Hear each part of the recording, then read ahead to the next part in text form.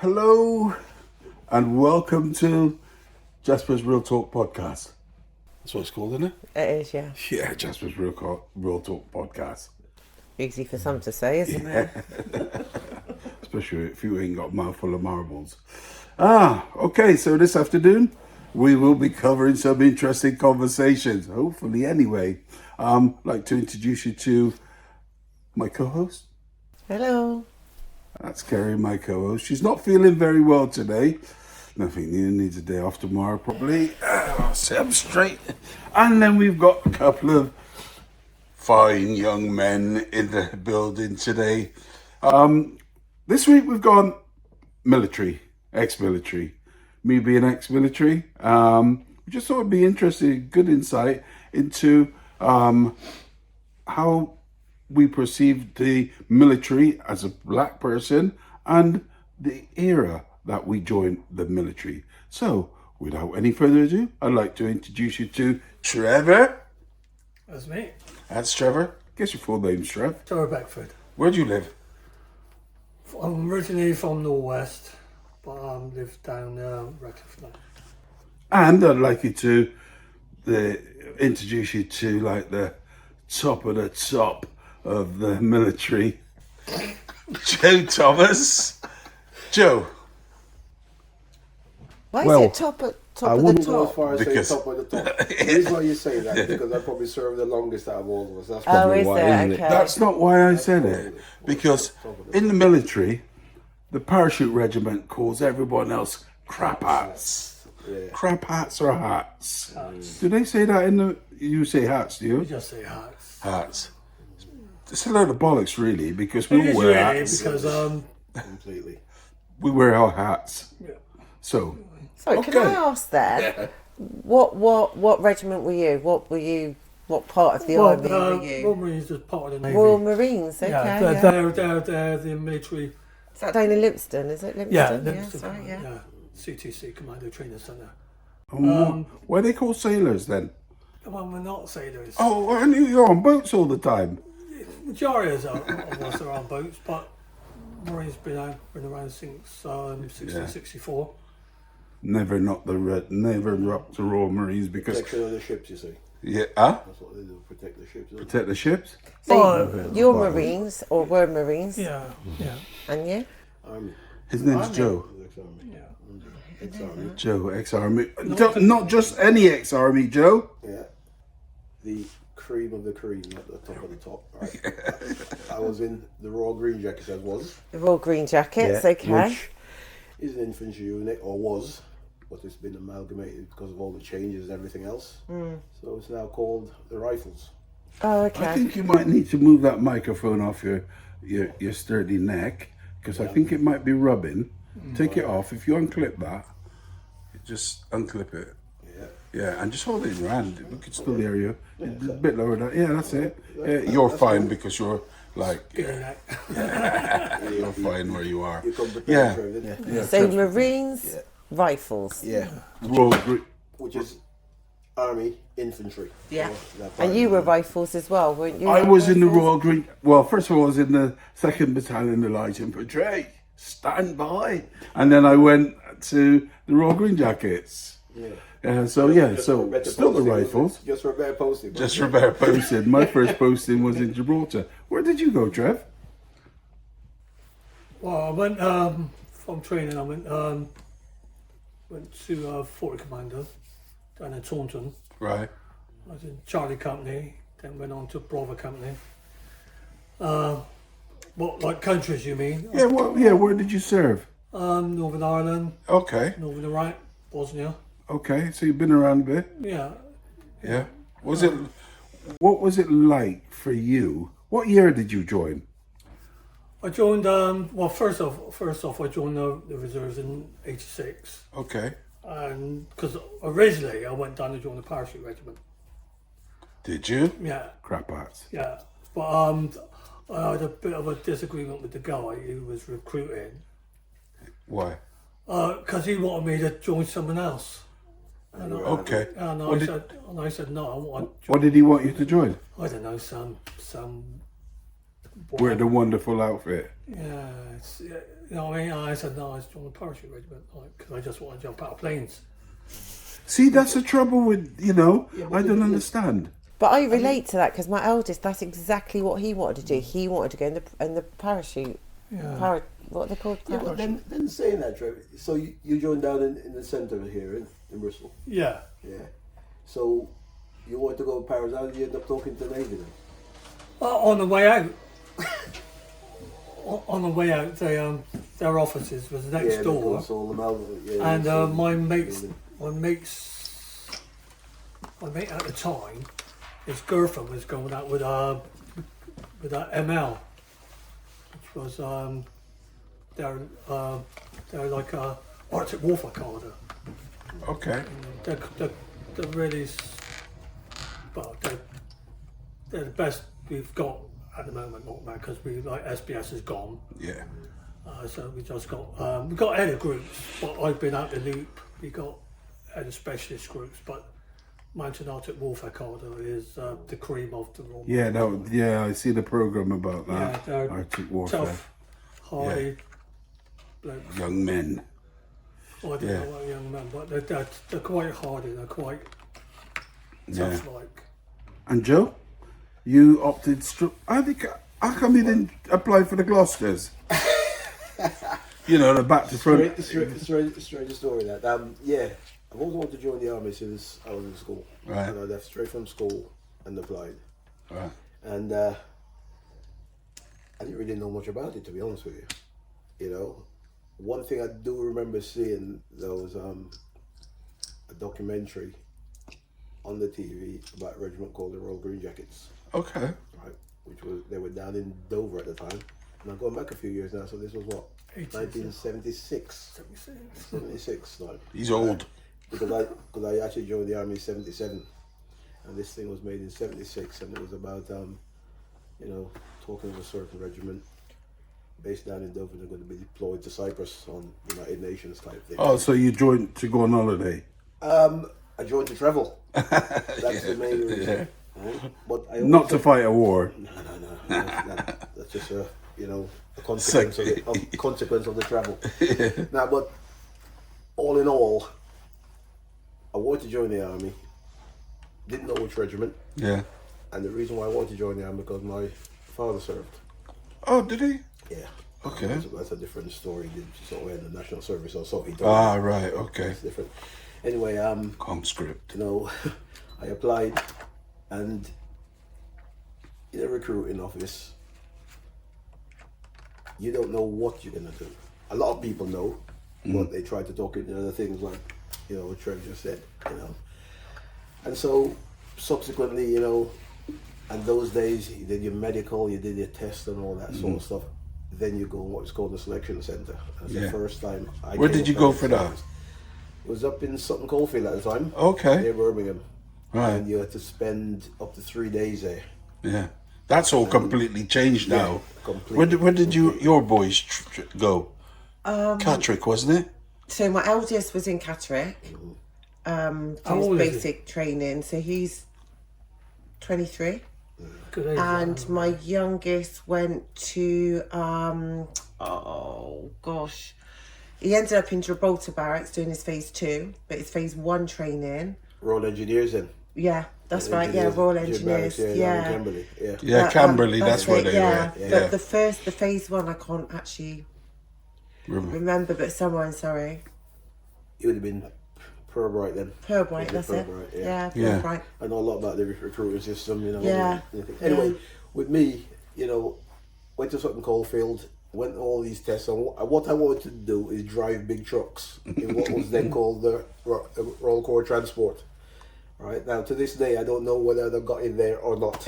Right, all they said to me is, "Well, you look more like the sort to want to go to the infantry and all that, and do all this sort of fitness and because I was keen on fitness and all that sort of stuff and sport and stuff at school, and did all these various tests and stuff like that. Went to speak to a recruiting officer or one of the officers there, and I just said, well, you're from Bristol, aren't you? Because this selection centre is kids from all over the country, but in the Midlands, you know, or I can remember that. Anyway, he says, well, you're into sport and all that sort of stuff. I reckon the regiment you should go into is the Royal Green Jackets. And I'm thinking, well, what's all that about? Never even heard of them, apart from the thing I'd seen on the TV. That's what I remembered back. He said, well, you're from Bristol, but the people who recruit from Bristol is the Gloucester Regiment and the Light Infantry. But if you go in the Green Jackets, which is part of the Light Division, as they said, now, I know this was going over my head. I was thinking back, and I didn't know what the hell he was talking about. Well, he said, because of sport and all that sort of stuff, you should go to Green Jackets. I said, well, okay then. And off you went. Yeah, 2 days later, because, 2 days later, I was on a train down to Winchester in Hampshire, which was where the Green Jackets did their basic training. Nice part of the country. Yeah, really nice Hampshire. Right? Yeah. That's where we met. Yeah, but Yeah. that's on our second phase. Yeah. Many years later. Yeah. So I went to Winchester, and they said, it was just me and one other lad from all those people that was up in Sutton Coldfield. We went down on the train, thinking we were going to start our basic training. And they said, well, you need to have another medical, and you're too late for the platoon that's just started. And all this is just going over my head, because at that time, they said there were 5 weeks between each intake. For a platoon. How old were you then? 17. Okay. Oh wow, you were young. Yeah. But naive and everything else. Yeah. Yeah, so and the funniest thing, we went there, they gave us a medical, and then we stayed there for 2 days, me and this guy, nothing to do, right? Because we had to wait for the medical. Right? They said, well, we're gonna send you on leave. Not even starting training and they're gonna send us on leave. So we walked around Winchester, spent a lot of time in the Wimpy. You remember Wimpy? Yeah, I do. Yeah. Yeah, in the Wimpy and all that sort of stuff. Anyway, eventually they give us our medical. Paid, I don't know about the other guy who was there, a guy called Morris. They paid me £80, gave me a train warrant, they said, go home, come back in 3 weeks. Oh really? Yep. That's the most money I've ever had in my hand. Not all my life. Right, Johnny. I've done nothing, and they're sending me home. Yeah. Yeah. So went over 3 weeks, and then we come back and then started, the basic training. But it was bizarre because, because I phoned my parents and said, I'm coming home. What do you mean you're coming home? We just started. Yeah, went over for 3 weeks and then came back. I didn't spend all the money. Didn't get to spend all that money, but most of it was demand. So me and Joe, people can relate probably to his story. Same thing happened with me when I went to join. I wanted to join the REME, but they talked me into joining the light infantry because I seen all these guns and all that. I thought, pop, that's me. I'll have some of that running around the woods and all that. I joined. So that's how they roped me into the light infantry initially. Like I said before, then a long time after I joined the Royal Green. But mine and Joe's connection, even though Joe's from Bristol and Trev, who I've known much later on, me and Joe, we were training instructors at the Light Division Depot in Winchester. So how old were you when you joined the army? I was 21. And Trev? When you joined the Marines? 26. Okay. Yeah, right. So you were the youngest? Yeah, Out of the three of you. I joined before them, is it? Because I'm just a year younger than you. Yeah, you are. A year younger. And the thing is, I'd known he was in the army, right? But I'd never come across him until we were at Winchester. Yeah. Okay. Training snotty little Training recruits. instructors. So how long did you serve in the army? 12. And Joe? You really want to know? Yeah. Right, I could go into years and days, but No, just 34 years I did. 34. Okay, And Trev? Well, 14 altogether. You done 14. 14. So we're proper 34 soldiers. years, wow. So Yeah. you've done well above full service. Yeah, Then, and I yeah. signed for 3 years. I signed for 3 years. 34 years later, I'd finished. Yeah. So You know, can I it's great. just Yeah. ask a question then with all of you? I guess within the 34 years of your service, you did plenty of tours. Yeah, I did a few. Trev? Yeah, I've been about, yeah. I had lots of holidays. Yeah. Did you? Were you on Yeah, tour? yeah. I went same places like Ireland and stuff Belize, like that. Jungle, Yeah. desert, Other places. Norway. Oddly enough, Did you? And what was the first tour you ever went on? I mean, how long from when you joined to that you actually went? First posting, you mean? Yeah, the first Well, posting. I went to Iraq in '91, northern Iraq, helping the Kurds get the Kurds out with Saddam killing the Kurds and everything like that. We had to go out and get it stabilised and you know what I mean, make sure that the Kurds got basic security to come back down, get them out of the mountains, because they were just like dying up in the mountains. A lot of the kids and everything. Well, a lot of people, you know what I mean, were dying out there. So we had to get them down and get them back into the village. As when we got there, we just got back from Norway. As soon as we got back from Norway, we just had to clean our kit and get ready to go. And the kit we used in Norway, we took some of it with us, because up there there's still snow up in the mountains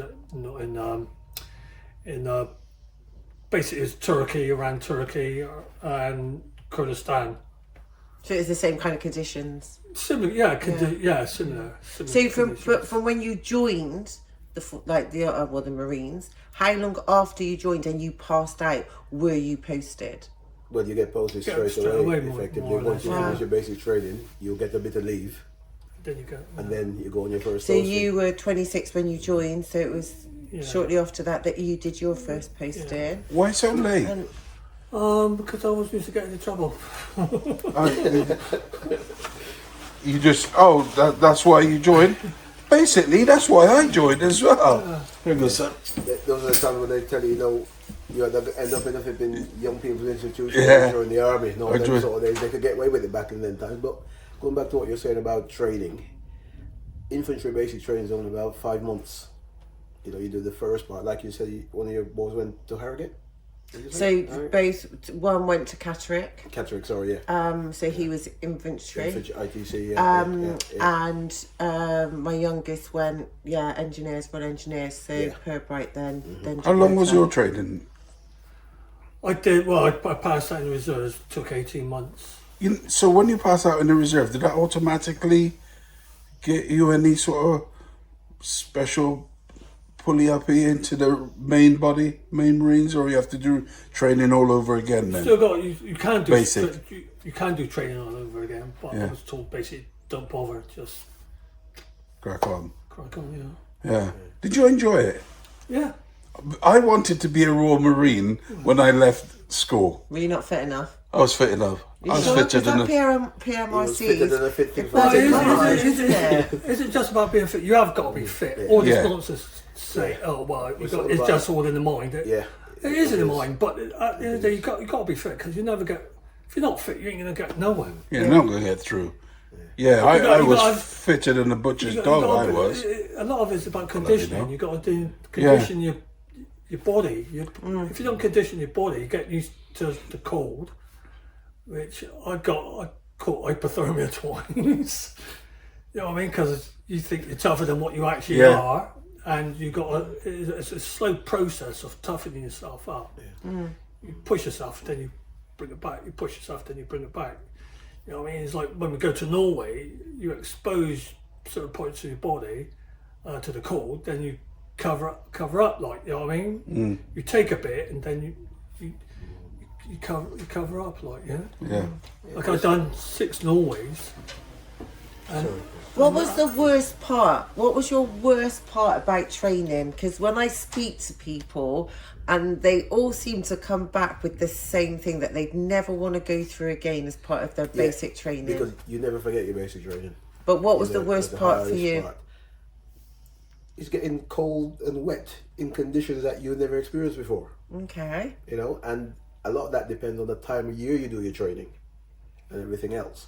And again, I can only speak for infantry training, but the first part of it is nearly all fitness based, and see how much you can take. They will keep on going to basically try to break you. Yeah. And when you go through your phase 1, which is only about 10 or 12 weeks, if I remember rightly, then you have to do the phase 2 training, which is more specialist, because phase 1 training, when it comes to the army in general, is the same for everybody, male, female, whatever.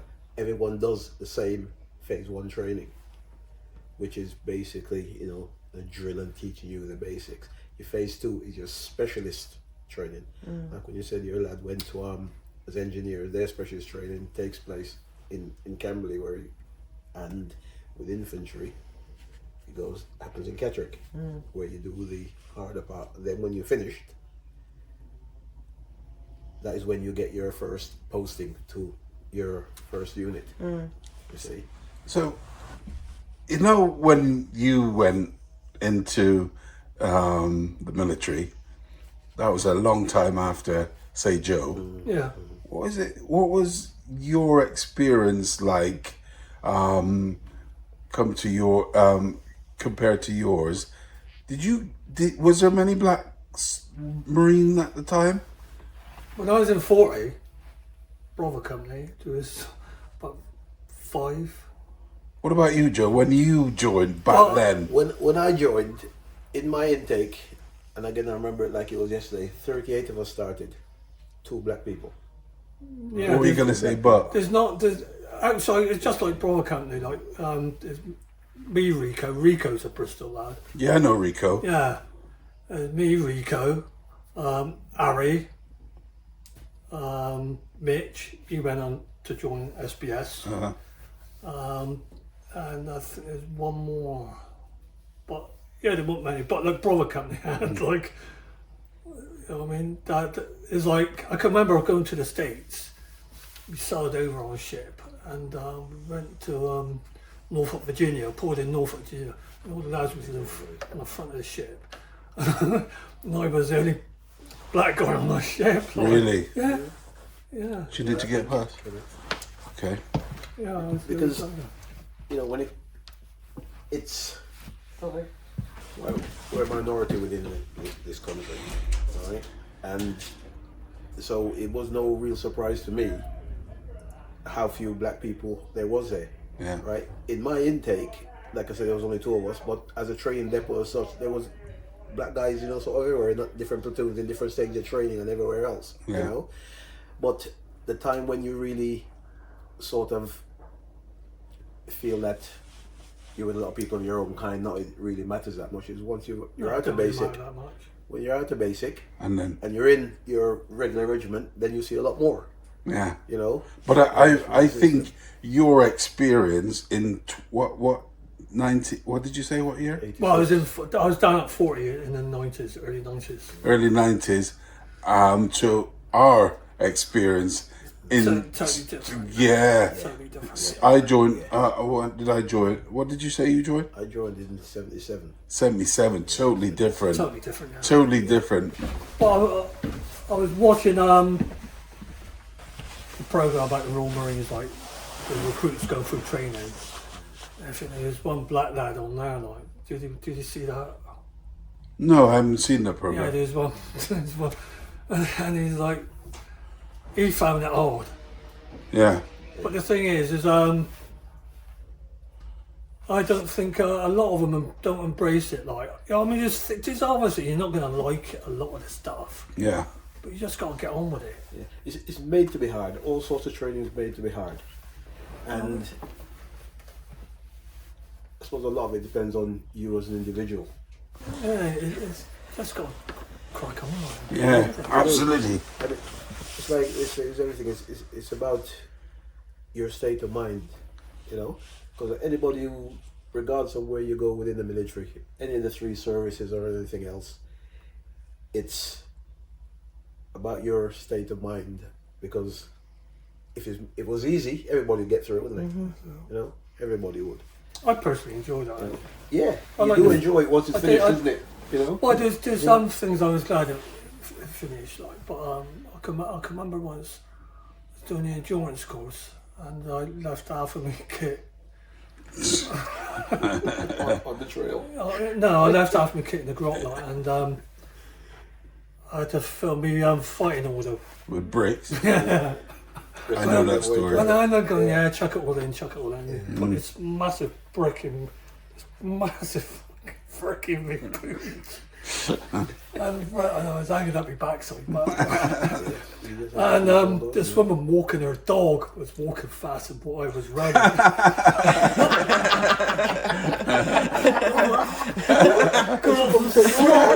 over it. Could you remember the old pooches? Yeah. What's the pattern called? stuff, Yeah. Well, the canvas used to shrink, didn't it? Yeah. And I couldn't get it out. I'm there, on the floor, trying to pull it out, trying to get it out the front away. And I couldn't get it out. I always do just banging it, Banging on, yeah. And of course, it's quite hard. And because you've got to go through all the tunnels, the sheep dip, and all along the gullies, and you've got to get out onto the road and run back to the camp. Yeah. They were like, the worst thing ever. Yeah. Like I said, she must have felt sorry for me, because I was like, Because I actually went on selection, I did. Yeah, and I remember when we were down at the start point, and they weigh all your burgers and that, And this lad, he was underweight, and he was always told, never come on the way.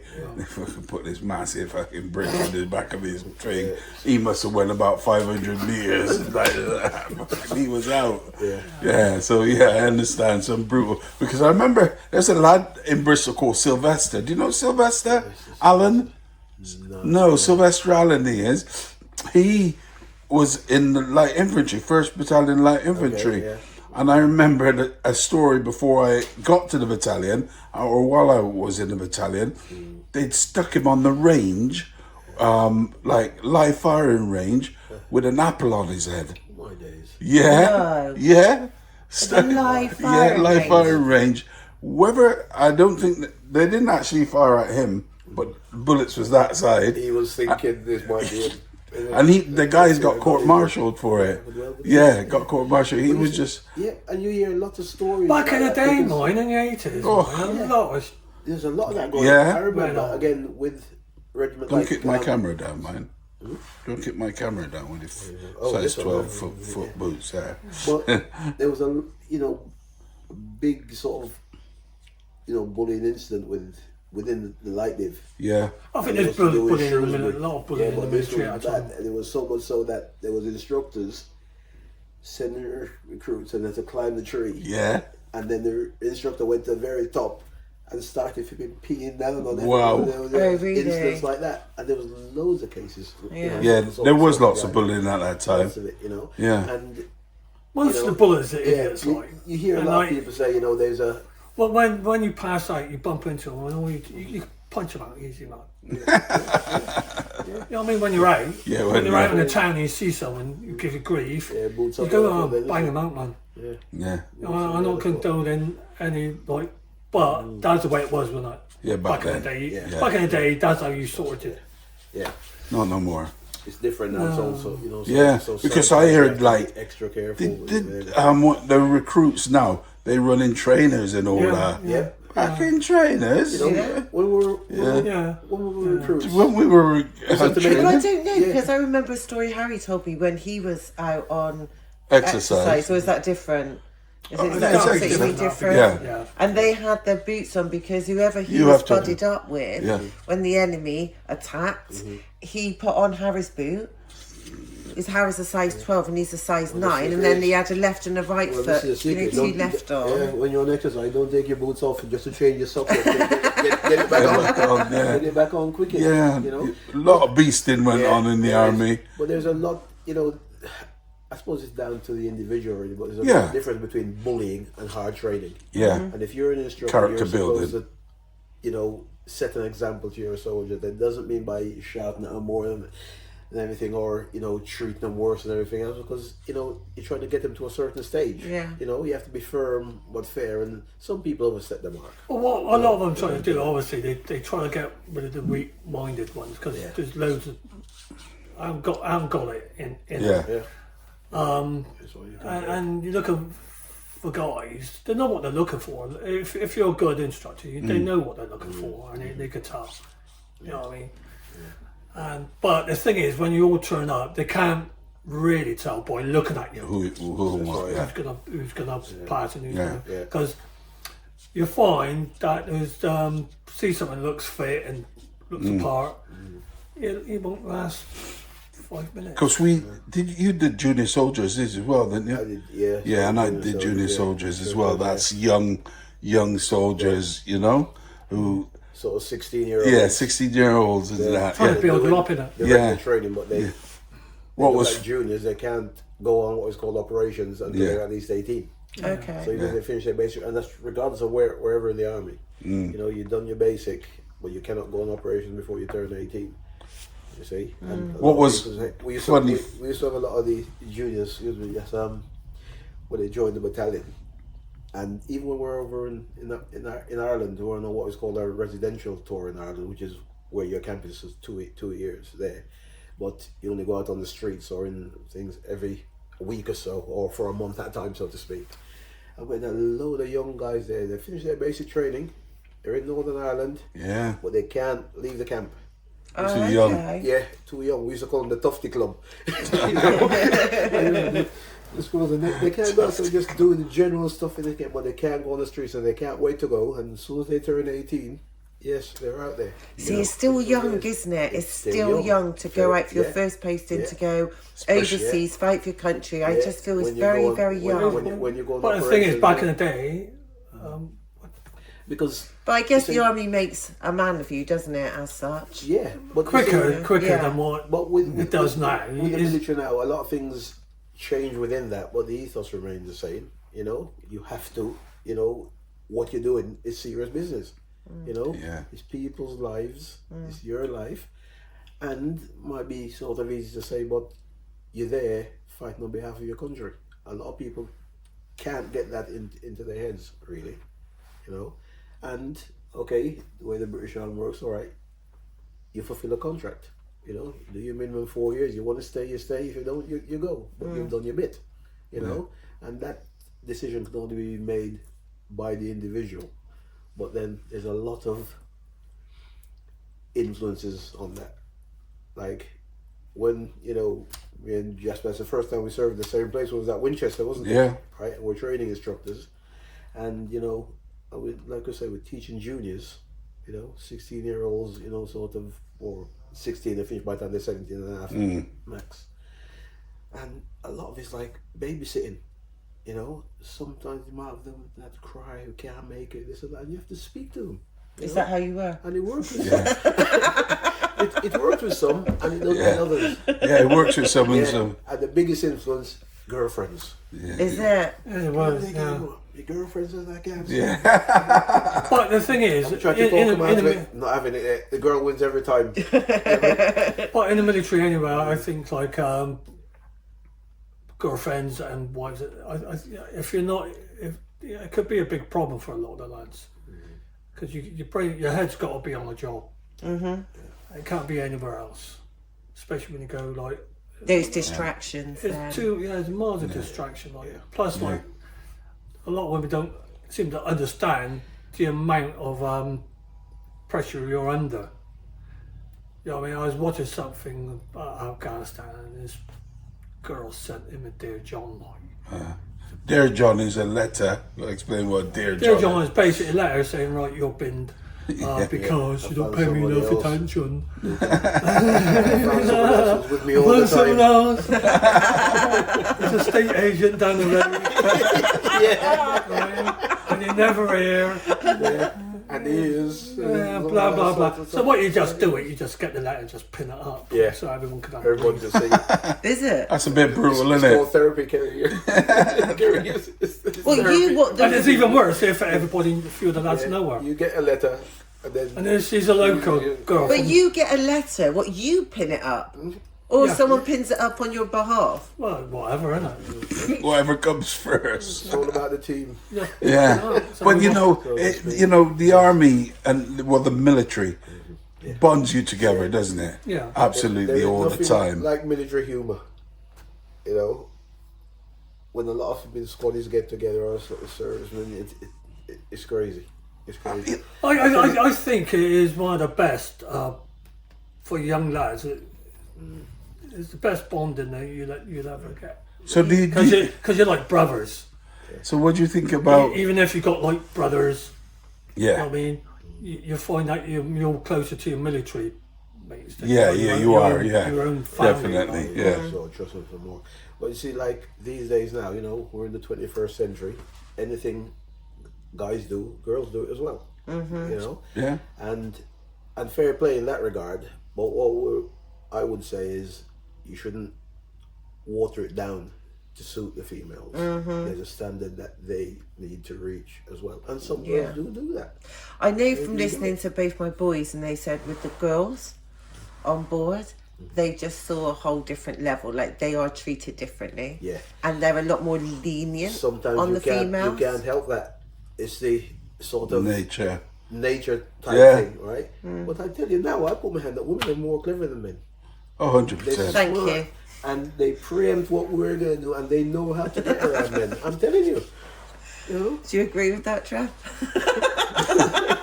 He's like, so unfair. Well, it's- Trev reserving judgment well, on that well, one. But I'm telling you. It's like you get Ren's on ship, you know. So when I was down down in Yeovilton, or over the air station in Yeovilton. So I took the boss home, Boss being a male or female. a male. Right.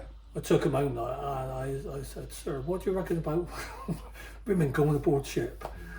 I said, I don't. Before you say it, I don't think it's a good idea. Like blah blah blah blah. But he wouldn't crack. He didn't want to say nothing. Like he's being like diplomatic about it. I said, I don't think it's a good idea at all. Because it Tell it like it is. it just distracts the lads, like, Yeah, yeah. and like. It goes there, yeah. No disrespect. but well, you know, right? You can have like the ugliest birds in the village, in the town, right? And like Did you get your beer goggles on? when the lads are back, the ugliest birds could take their pick. Do you know what I mean? They'll be writing in about that one. Yeah. Okay, fair enough. Well, that's what does because I'm not gonna say where I was based like when I noticed it, but it's Where like, were you based? I was up. Oh well, was it about down 40 down Taunton, Comatch up in Arbroath Okay. with 4.5 and is it 2.9? I think it's 2.9 the artillery. No. I think the battery they got out there. We never seen them. I didn't see much of them because my job was basically we used to look after the Faz Lane. What's the what? Faz Lane where they keep the Submarine. Oh, right. Okay, Nuclear yeah. submarines. Nuclear subs. Yeah. and Okay. the missiles. Up Yeah. there. Got them Trident missiles up Mhm, there. yeah. When I was out there, they were changing from Polaris to Trident. Yeah, yeah. So like we got like a tour when we first got there. Our batch, we just got a tour of the whole base, and after that, yeah, they show us the nuke, Yeah. you know what I mean, the business, everything like that. It's just like a 50 gallon drum, like Yeah. It goes without damage. So just moving on from being in the military, how did you feel when you left the military? Because when I left the military, I found it very difficult to get on with civvies. Well, it is. You just like look at civvies like after a bunch of boners. Like. Civilians. I know what cities means. All right, calm down. Mrs. But the thing is that stays with you for years. You just Yeah, don't get- forever.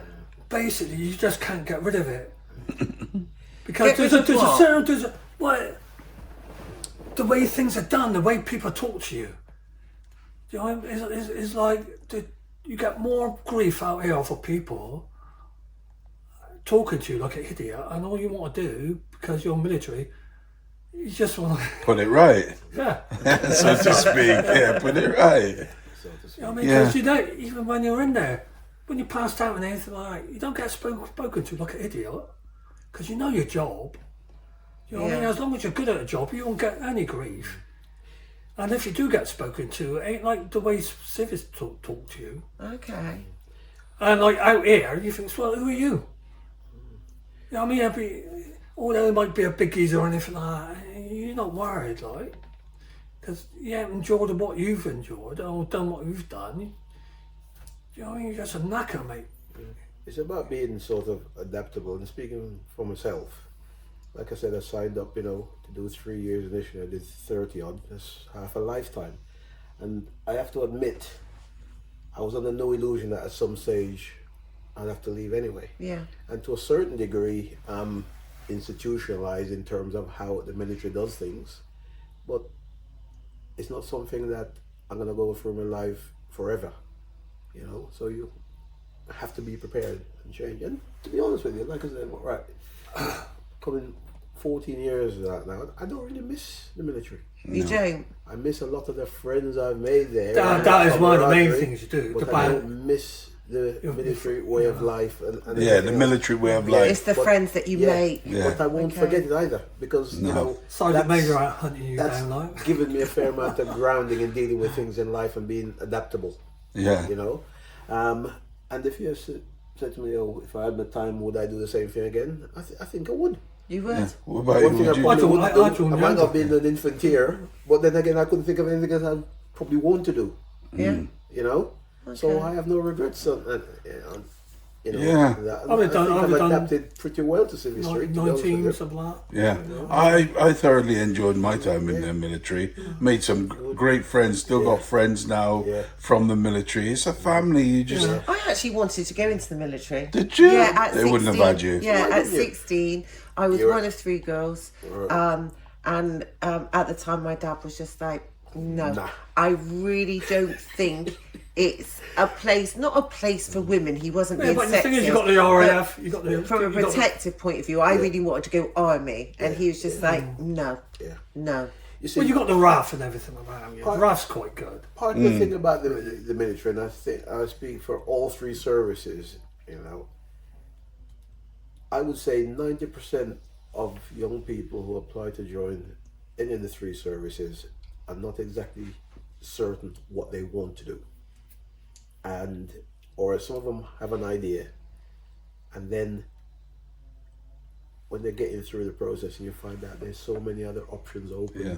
to you, you know, and yes, you can change to some extent, but it's easy for me to say now on hindsight, but you know, have an open mind. But I knew what I wanted to do. I wanted to just drive them big trucks. It took me ages before I could do it, you know, but I ended up as an infantry soldier, and I suppose, again, the main reason I joined, you know, the army was to travel, and I've done a fair bit of that. You know, so I got no complaints. Did you go to your reunions? Well, we get together. Don't kick down my camera, man. No. I have to bill you. Well, we're part of the association, like. Yeah. So- Well, you don't go to reunions. No, not really. Do you still go, Joe? I go, yeah. I still. Do you? Been once. There's still a good connection, like. Yeah. Do you know what I mean? Yeah. Like I said, you know, just earlier on, there's very few people in the military that I actually keep in touch with, you know, or ex-military. Some of them, are, but you can count on one hand the amount of people I keep in regular contact with, and that's why I like going to the reunions, because you see people you haven't seen for years, Okay. and some people you remember instantly, and others just think, right, I remember the face. Who is that? You know. So what I learned with these reunions now, you go, the people that you don't recognize, you know, you come straight out with it. I'm such and such. Forget who you are, mate. Or and they'll tell you, and they don't feel no way about that. Yeah. You know, rather than guessing and this and that and all that. You know, because a lot of people have good memories for faces, and I think I have what names. Yeah. So when you guys all joined up, so it's like back in the day, wasn't it? It was back in the when, 19... Well, 70s in my case, yeah, and times change. Yeah. 80s, 70s. 70s. So when you joined, did you experience like racial abuse or any kind of racism because you're people of colour? Like, how was it back then? You did, but it's not a lot. It's not prevalent in the Marines. Yeah.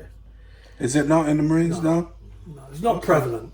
Okay. What I will say, you do get that. You will get it, but it's not. to some It's degree, not. right. But once they realize, all right, your peers, sorry, Trevor, your peers that you're in training with, you're all in the same boat, and you know, the racism part doesn't come into it. It's when you look at your instructors, the trainers, because those are the ones that hold your future in their hands, and they come out and they say, all right, they can say what they want to you. They can't now, but back in the day, those sort of times they called you all the names under the sun, you know, and Because it could get you away put with up with it. it.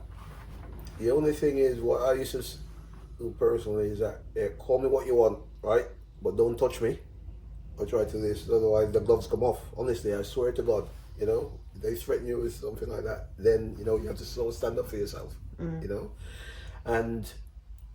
but you know, the young lads in training, yeah, you get those all different parts of the country, you know, probably never even seen a flipping black man in the flesh. Again, I'm talking about the 70s, you know, they've seen him on telly, you know, but being in that sort of close proximity to him, Yeah. it's alien to a lot of them. Because that's what it was like for me when I was training recruits. I used to get a lot of young lads, 16 years of age, from Newcastle and Middlesbrough. Was that Newcastle? Are Newcastle? you trying to do the accent? Newcastle? That's shocking. Is it? Why, hey, man? Well, That's a yeah, Newcastle accent, isn't yeah. it? And I was the first black person they'd ever met. And I was like, fitter than Butcher's dog. And, you know, and I was stood there and they had to stand in front of me and they were like, oh my God, like, you know. But, you know, that was the first time some of them ever met a black person, you know.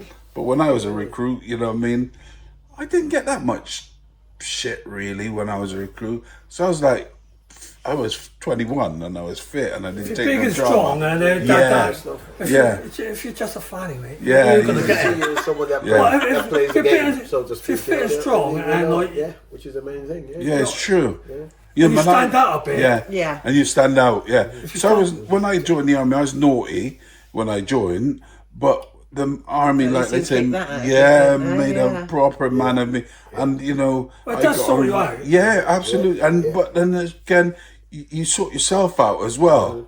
You know, you got to be there 1 o'clock, be there 5 minutes before, all that Yeah. kind of, and we maintain that to this. Well, I do anyway. I don't know about you because, you know, two. you play the game. Yeah. You know, it's because as long as they see that you're trying, Yeah, you know, yes, they'll give you a hard time, but I wouldn't say it would be anything excessive. You know, you show that you can take and it's affecting you, then they'll keep on. And that is not only your instructor, there's also the other guys that's in your platoon as well. Because what the military is sort of quite good at doing was blanket punishment. One of you muck up, you've all mucked up, so you all suffer the consequences. You know, Yeah, It's yeah. character based. team building. The Yeah, other thing you've got to remember, they've gone through the same training as you have, Yeah. yeah. more or Yeah. less. So when No you, matter what you look like or like, Yeah, they've all done been everything through you've it done. and they've So, done it and more. so as long as you can remember that, you just crack on and get on with it. so when you guys, like during your career, were you injured at all? No. No, I've been So lucky. Oh, really lucky I've there done to it not have any injuries. done Or, it Never had any- back in for a while, parachuting, sciatica.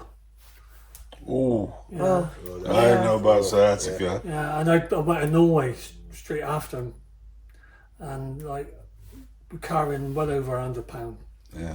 You know what I mean? And like people says, "Oh, you're carrying £100," but the thing is, like, it's the first time I went to Norway, and you spend most of the time with your head in the snow. You just like fall over, and you got £100 on your back. Yeah. You know what I mean? Roll And over. like people think, "No, why do you just get up? Well, you put your hands down, your hands just go through the snow."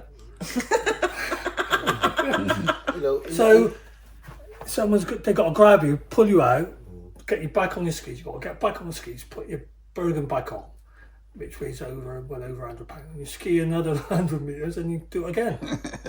And it's like that. And for the first tour, Norway, that's all you're doing. You're just like falling over, and that is so draining. so with you hard. all, 'cause obviously now you're all in different parts of the army, and well, you guys are both rifles, you're Marines. Have you all jumped out of an airplane? never jumped out of a perfectly serviceable vehicle in my life. Never did.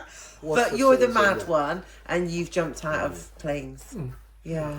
I actually went on a parachuting course because I was one of those geezers. If they say Jordan Box, long weekend first, and then I seen this parachute course come up. I'm like, and we was based in Gibraltar, and I'm like, yeah, why don't I get on that, you know? So I put my hand up, yeah, I already get on this parachute course, and we went to Shrewsbury to do training. Where? Shrewsbury. Yeah. Shrewsbury. That's where I was born. Oh yeah, Shrewsbury. Yeah. And so it was all a bit fit and fizz and that. And then I got on they were like teaching you how to roll and that. I got on this chair, fell off, fucking done me knee in, didn't I? So you didn't even go to get out? Nah. Had to get back. So how did you feel the first time you jumped out of a plane? I mean, because Well, for I me, loved really, Well, before that, we used to jump out the cage, Balloons. the balloon. Yeah. Is it like a cage? Goes up in a cage, balloon. It's like your World War II type balloons. You go up on one of those, get in the cage. Yeah, it is. And like, it's all quiet, and all you could hear is birds. It's like coming suicide me. And like, there's 4 SAS guys. The 3 SAS guys would be like, you know, and I jumped out. I think I was last jumping out. And I thinking, yeah, this is all right. And I started counting the socks, the wind socks, and each wind sock is 200 meters. Yeah. Well, the parachute don't fully deploy until you get to, is it 200 foot or 200 meters? 200 foot, I think. 200 foot.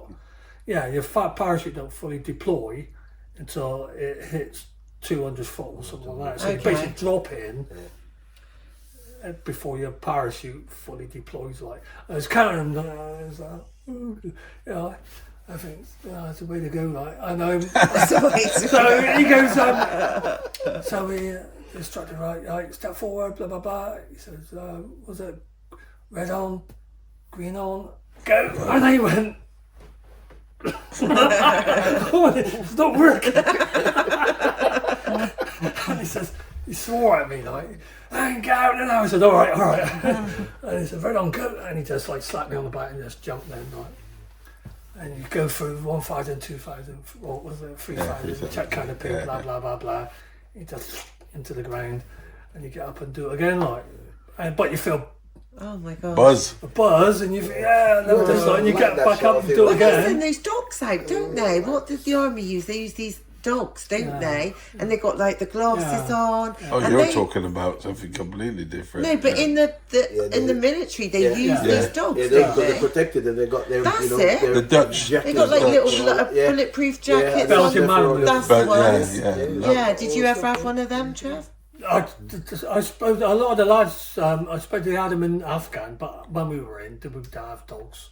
No? Dogs weren't really deployed. Did any of you have a dog? Like a dog on base? No, or- I think the only ones who had dogs, I think, was it Ato? Yeah, something like that. And Yeah. also, because the dogs come from the veterinary corps, so that's different from, say, with infantries, but they're attached to infantry units. To go and do Okay. that, especially in operational areas. Like, we've worked with dogs before, like, the only operational tours I've done personally is Northern Ireland, as it was then, you know? It's a completely different scenario now.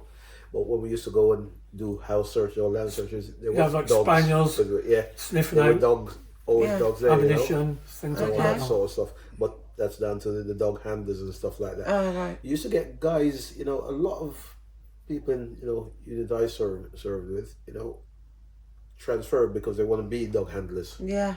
So you do that and you transfer into what's called the veterinary corps. So you're with the dog all the Okay. time, you know. And a good friend of mine did that, and I think it was about a year in, he got both his legs blown off. The Oh, dog no. got killed when he was on operations, dear. you know. But I tell you, when you talk about reunions and stuff like that, he's there, and his party piece, he's there, we sat in the bar and everything else, right? And he'll take one of his legs off, stand up like that, and put his beer on top of it. You know? He's that sort of character, you know. Yeah. Yeah, it's just one of them things. But yeah, it's where it really gets dangerous is in operations. You know, most of the time, you know, you're training for something to happen, but when you're on operation, that's when the serious business comes in. You know, and like I said, the only operations I've done is Northern Ireland. I didn't, you know, do Bosnia. I went to the Falklands. That's classed as operational, but that was a waste of time for them. 6 months. You know, horrible. But one thing I think has changed is like characters. I don't know if I really doubt if you really get the same sort of characters now than what you did back then, yeah. They were just mental. Yeah, weren't because they, I think the thing back is, then? people have access to so much information now. You know, you can read whatever you like about the military, any part of the military and stuff like that. And they think they know it all, and then Well, yeah. when you yeah. actually join up, the reality is different from the dream. Something different. Yeah. It's serious business. Do you think the military's changed since Yeah, you I guys think it has. were, It's changed because it's had to. were in? Really, it's had to. In a positive or negative way? That's hard I to don't say. think it's positive. Really. No.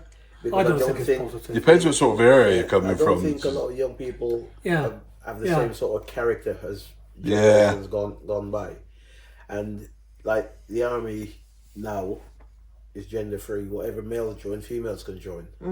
You know, and if you talk about to old school sons, and I class myself as one of those, I'm thinking, I can't imagine, you know, sharing a few shell scrape with a woman and stuff like that. It just goes beyond my level of thinking, but that's what is happening.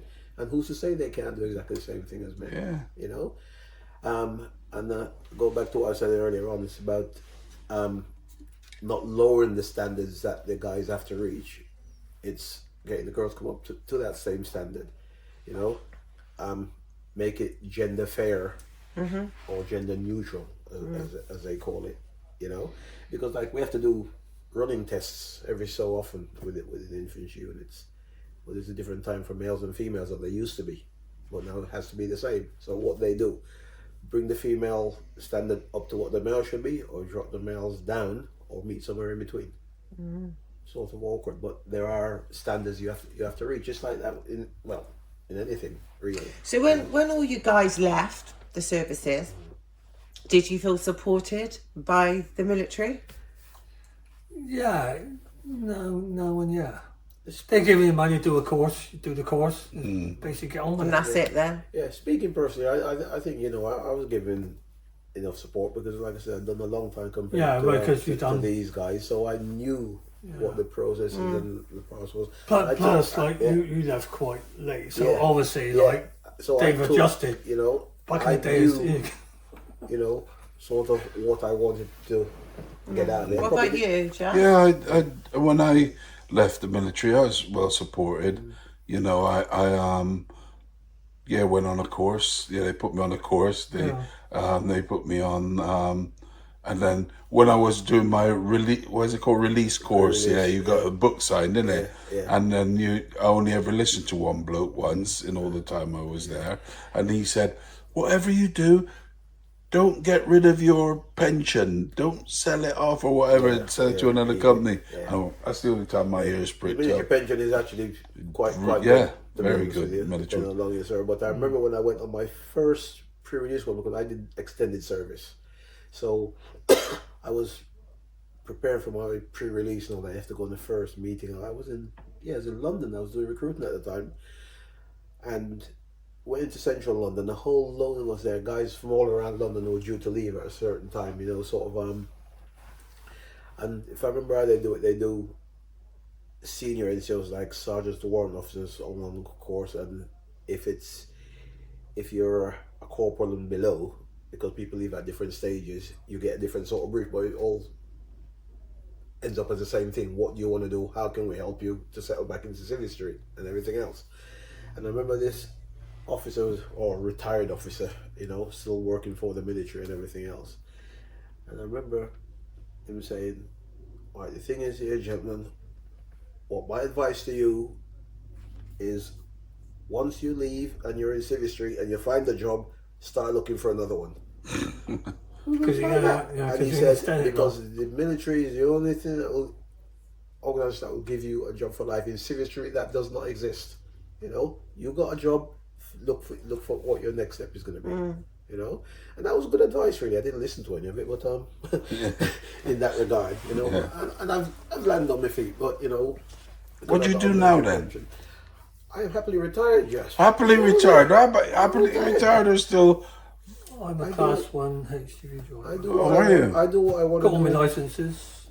Yeah, I Did do my what- D3s, what they call. In our I did it up.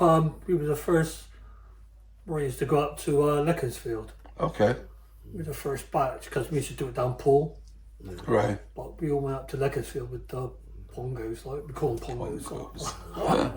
The army. The reason why I said, sorry, go. Did it up there, and I think yeah, it's strange going up there because I don't have anything to do with the army really. We don't really bump into each other that lot.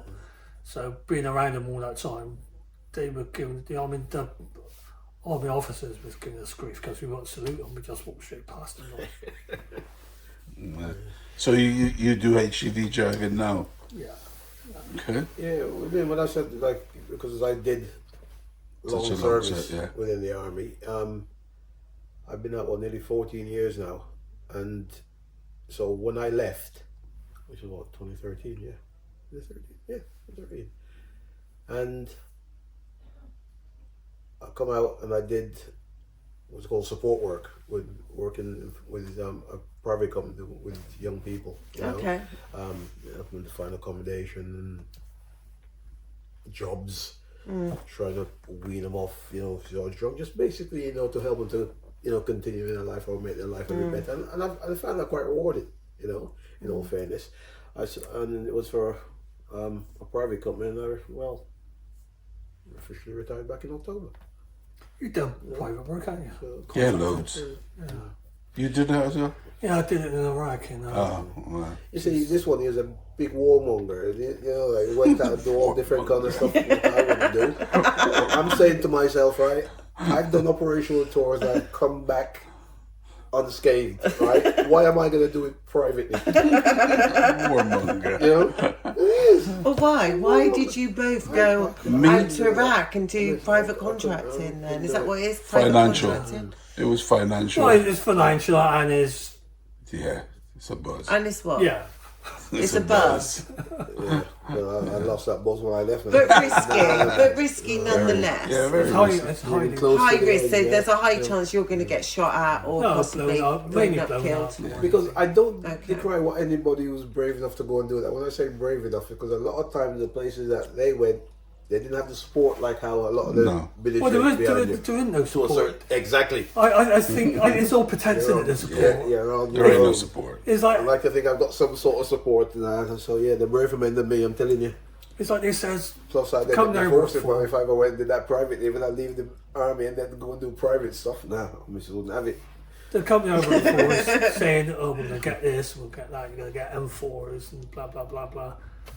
Just slung you at AK, mate. Yeah, I know. I mean, we have three bags of AKs, and you have to get rid of two of them because, like, you just like AKs being, AK-47. AK-47s, Guns. rifles, yeah. yeah. So what you're trying to do is put the good ones together and get rid of the rubbish, like. Because they just went out with about, I don't know, 500 quid and bought them off the locals. Yeah. Because the Iraqi army was just ditching them and they're just selling them for a couple of quid, like. I used to buy shotguns in Pakistan. Well, I used to go and buy shotguns. we used to work with one of Saddam's bodyguards, no, assassins used to work for us, like. And he'd come in with bags of guns, like, because for a bit we stayed in a hotel in Baghdad, like. So, like, next to a police station, my one used to get hit all the time. Great. And Saddam's assassin used to come in with bags of guns, he'd just plonk them on the table, right? And it's like, get the guns, get them away, and everyone's looking at them, sharing, you know what I mean? And we're all in the bar, and it's like so like weird, like it's like being on a film set or something like that. Like. But you see a lot of the stuff you see is like what you see in the film. Is it? Yeah. To a certain degree. Well, you see, with private security, there's lots of ex-squaddies do that. But the You thing, meet up a lot of them, like I said about these reunion things. Man, the guys that turn up, yeah. But how long did you do the private contracting? Because, like, very risky. So how long did you do it for? I did it for a year. And Really? I was supposed to went to Afghan straight after, but my boy's mum at the time was getting a bit irate, because we got blown up. They blew our hotel up. Nice hotel. Someone blew our hotel. We was all in the bar, and I can't understand how no one didn't get killed. What about you, Jess? How long did 9 you years. do it? You did it for 9 years? Private contracting? Yeah. I went everywhere. Bloody hell. Yeah. Long time, innit? But now Is I'm that because he here. was greedy? He just wanted the money. More wars, more I did it AKs. for a year. You done it for 9. Joe saw sense and just didn't even bother. Well, I was there when it was all Exactly. kicked off, like from I don't know, about 20 mile an hour to like 200 mile an hour, all within a couple of days. I was there when they killed the 4 contractors from Blackwater. Yeah, on that He was road watching there, it. He yeah. was watching it on TV, man. And me and my mates just looking at each other like that. What am I doing here? A lot of these security companies, there's not many British ones, there's mainly Americans, aren't there? There's a lot of British ones. But they Yeah. are more, Yeah, I work it's for- easy to get the ex-squaddies, but no, it's never appealed to me, I have to admit. There's one the company I worked for. The company I worked after I left, about 6 months after, they had an incident where I think they were in the Canadian bar, not at the Pacific Shore, in the Green Zone. It was where Saddam's palace is and the arch swords are and everything like that, which is a safer area. They were in there drinking in there, and one of the lads had that argument, ex-para, and he shot 2 of his colleagues. Like, come out the bar, because when you go into the bar, you got to hand your weapon, your sidearms in, like you keep your longs in the wagon, and it's like being in, you know what I mean, in your westerns. You got to take your take your sidearms off and put them behind at the bar. put them, keep them in the foyer, and you get them on the way out. I'm just intrigued. You mentioned you've got a son? Got 3 boys. Got 3 boys? You've got children? Yeah, I got 2 boys. Yeah. 2 boys? So are they serving? No, I thought my eldest one was gonna. He was interested. He's fit. He's strong, and everything like that. And I think he would have made a good Marine actually. Not, and that's just not me saying that. It's Rico saying that. I mean, he's a yeah. But So yours? Yeah. Well, my youngest, he has special needs, anyway, but the oldest one, the military never appealed to him. So, no, same as yeah. he knows the bits I've done, but sort of very little. In fact, he was born in Cyprus, my oldest lad, and he's never talked about the military and stuff like that. And I've never tried to encourage him. Encourage him. If he'd asked questions about it, I would have said, but it's not for everybody. He's never shown, he likes the fitness side of things. In fact, he's a physiotherapist, but and he likes doing his fitness and does his martial arts and stuff like that. But The reason I ask, never because I don't know appealed whether it was something that you would have encouraged your children to do because you've been there and you've served. I would for so encourage him long if he and wanted to do it. to him. Yeah. Okay. And the funny thing is about encouraging Gary. My dad, God rest his soul, he died last year, right? And for years and years, he's had these pictures everywhere we moved to. He's always had these pictures of him in the what they call battle dress. That's before the camouflage and stuff came out. And he spent time in the Royal Signals, and he's always said to me that it was back in the National Service. Which finished in 61, right? And he just did that last bit, or did time. And he said, he didn't go anywhere. He spent most of his time in Blandford, which is where the Royal Signals did their training and stuff like that.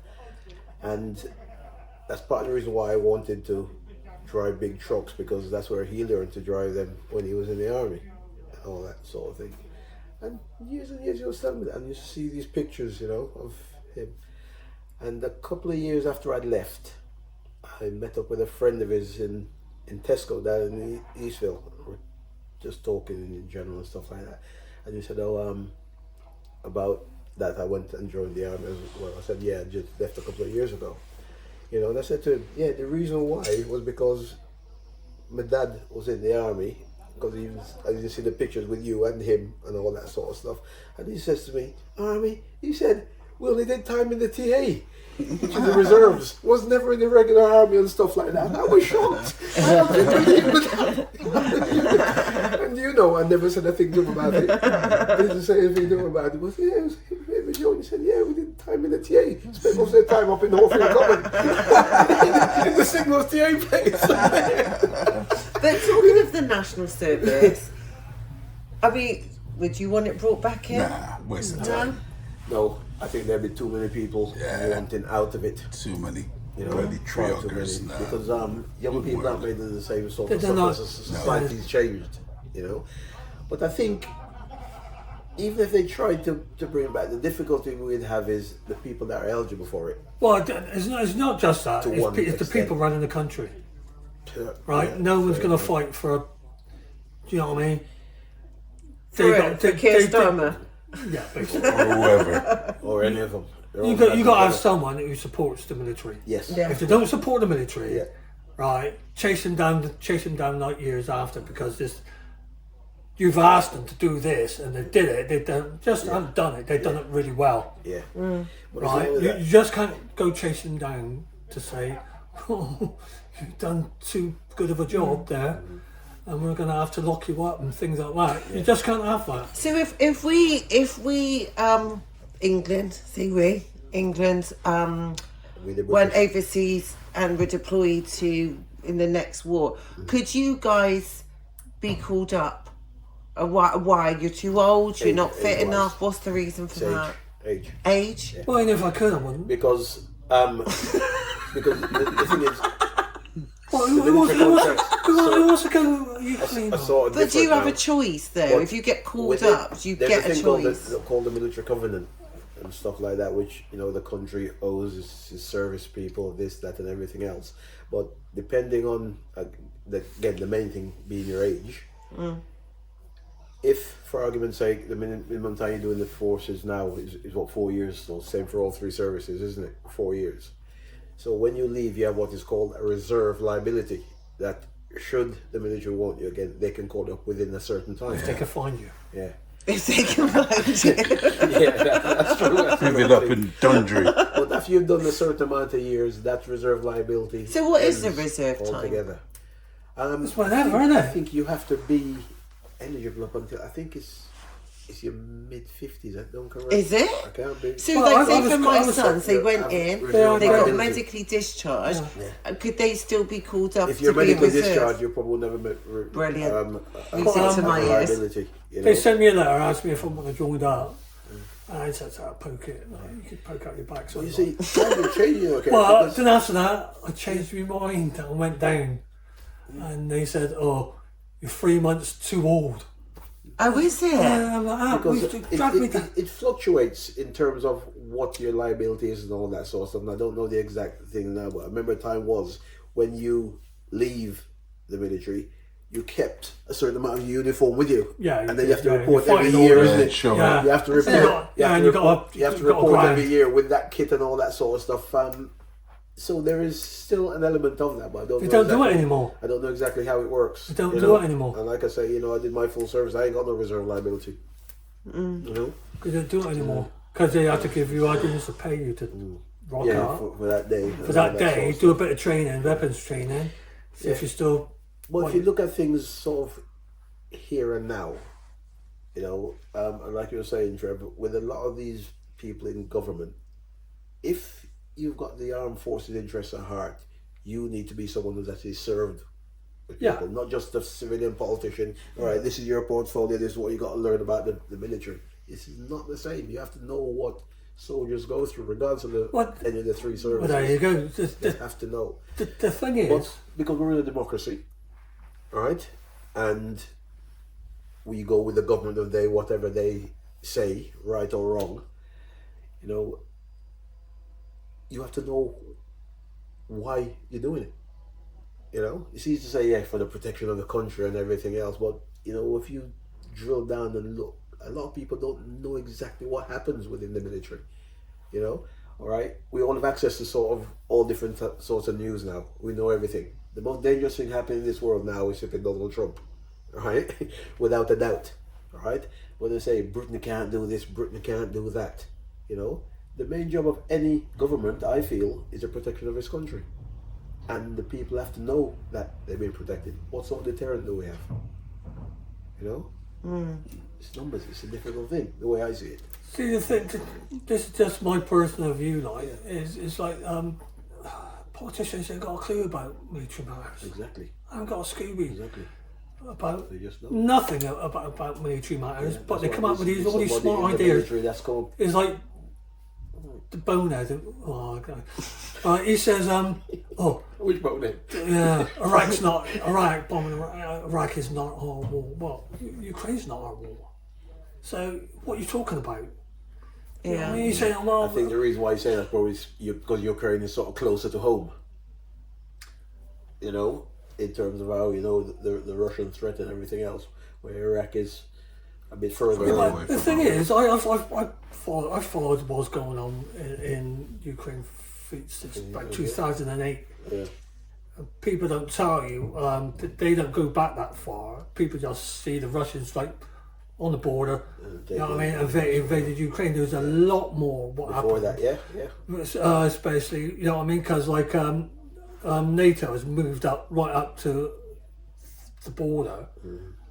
Ukraine's supposed to be a neutral country, like.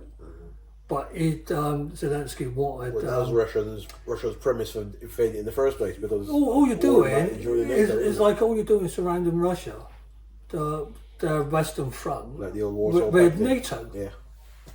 So there's the Russians as being encroached, Yeah. because all these countries around, like Georgia, Romania, all encroach onto the Russian border. Some of them, like, you know, I mean, not all of them, but most of them. So it's only just over there. You know, I mean, especially like Georgia and everything like that. Georgia is basically the Caucasus. So if you put like nuclear missiles there or whatever like that, or long-range ballistic missiles over there, Russia's going to get upset. So the inkling was Zelensky was being pro-West, and the next thing he knows, he wants to be part of NATO. You know, if he's part of NATO, that's it. And the thing is, people say, "Oh, well, we don't invade Russia." Well, how do you know? How do you know the Americans don't? There's a lot of BlackRock and all that. I'll be rubbing their hands. So I'm saying, you just don't know. Because Make the next move. You're very quiet. It's quite, the situation is volatile now. Yeah. You know. People don't seem to understand how. That's why I say the most dangerous person around is Trump. Well, the thing is, a lot of people. You like Trump, don't you? No. Oh, you don't. But the thing is, this is my own personal view. Like, at the end of the day, what he's doing in Iraq, blah blah blah blah. I keep it to myself. 'Cause I don't want. But letting half the world know now. well, no. But the thing is, the regime they had over there was a vicious, barbaric regime, and like doing them. You know, it means nothing to me, like, because they're just you can't take like 60,000 and more people and kill them all and just think, oh, Yeah. you just can't be doing that. And people like- says, but the thing is, a lot of civilians, especially the middle class people, don't seem to understand freedom costs. Yes. If you want freedom, Freedom it is at a costs. price. It's always at a price. You know? And there's going to be lives lost on on all sides. It costs lives and money. People, and they'll give that, go to these like whatever fairs and pick up Tristan and all that from school and come around your house for tea and everything. But the thing is, you got to live in the real world sometimes. Like that, you could do that because there's other people willing to die for you, and a lot of it's going to be unsavoury. What do you think war's about? Yeah. War's unsavoury when you bayoneting someone in the face or something like that. That's what happened because But people war gives is it hell, all. isn't it? It ain't like slaughtering someone. He gets a hole in the head or a patch of blood there. And bits of body all over the shop. Yeah, there's people who see And, that, when mortars that's come what I in. understand. And I understand that, we need, to be able to defend our country. And I think that's the biggest job of any government is the defence of its country. Yeah, I think so as well. and a lot goes on that we, the general public, don't know about. See, the reason why Trump's getting going on one, because he has basically carried all of Europe. He's carried All of NATO, yeah. he's carried it, and people says, oh no, and like you get the politicians going in, he's this and but they've carried us for years. Yeah, since The World War II. Americans. Yeah, Yeah. they carried.